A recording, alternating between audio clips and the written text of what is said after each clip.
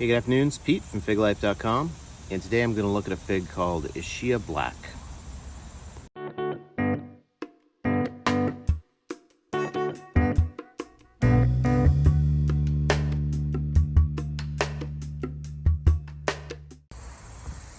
this is my Ischia Black tree.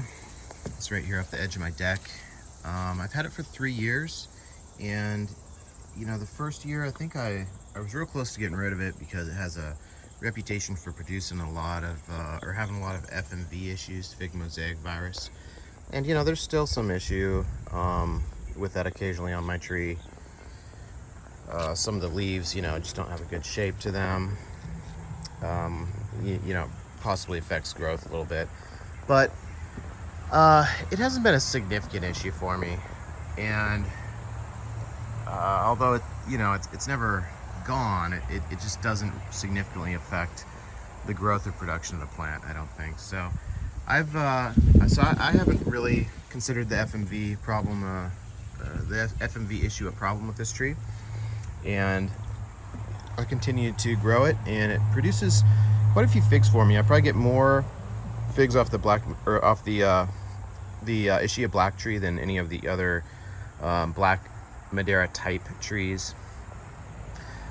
So I continue to grow it, and it continues to produce figs for me. And I just got a couple figs off of it today, so let me go take a look at those figs now.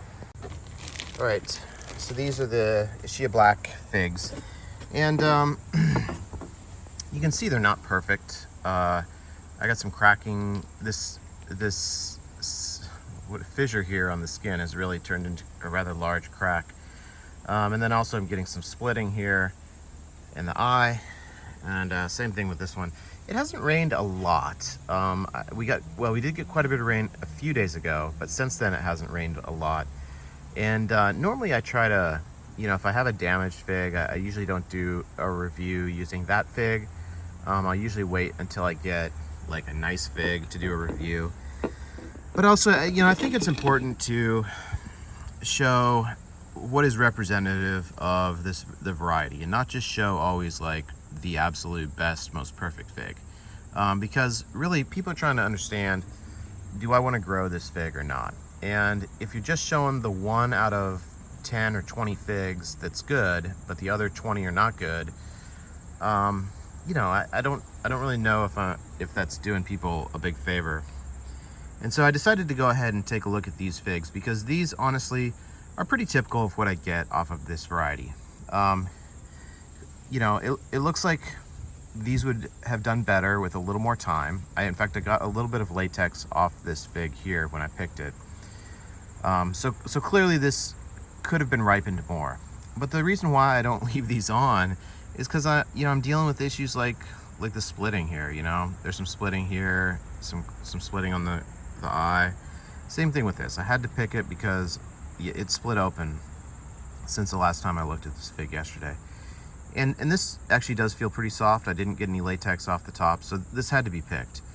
And you know, for me, these issues limit the productivity or the quality of this fig for me. And you know, it's just, I just don't have huge success with these Black Madeira types. And this, I guess, is considered you know, kind of in that group, because they're just difficult to ripen here. They're difficult to ripen properly. But I keep this one around because even picking this slightly underripe, like these probably are, they still have a really good taste. And so I go ahead and keep these, Ischia Black in particular. I actually get quite a few figs off Ischia Black. They're not perfect. They're not perfectly ripened, but they still taste really good despite not being perfectly ripened. So that's why I continue to grow it, even though it does have some issues. So let me go ahead and cut these open. All right, this is Ischia Black. Yeah, just a little bit of latex there when I cut into it, but not too bad actually. Yeah, this is the one that I thought was a little riper. But these both look okay. These both look pretty good. So this is the one that had the crack on the skin, and then this is the one that had kind of the more split open eye. If I can get that in the sunshine. It's a, oh well, whatever. Actually, let me take a photo of these. Yeah. Well, really nice, really continues to be really nice weather here after that tropical storm came through. It's still nice. It's warmed up a little bit, which is good for the figs. It was a little cool for the figs the last couple days, right, upper 70s. It's probably up in the 80s now. Anyway, so here's Ischia Black.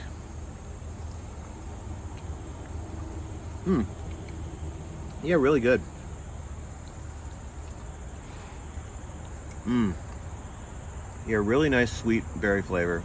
A lot of sweetness in this. That's the thing. I mean, like I said, ideally I would be ripening these more, but with the problems with the splitting, a lot of times I just can't practically speaking ripen this thing much more than it is, but it still tastes really good. So that's why I continue to grow it, why I haven't gotten rid of that tree, and why it's 3 years old now in, you know, a pretty nice part of the well, I wouldn't say nice part of the yard, but in a place where it gets plenty of sun, so it can produce some fruits for me. And you know, another reason I give it plenty of sun is this Ischia Black is not an early fig. It's probably mid-late season, you know, pushing late season. So so I need to, if I'm going to grow it, I need to make sure it's getting full sun. So that's one of the reasons I put it there in that spot. Yeah, really good. So that's Ischia Black. If you enjoyed this video, please hit subscribe and check out my website, www.figlife.com. Thanks.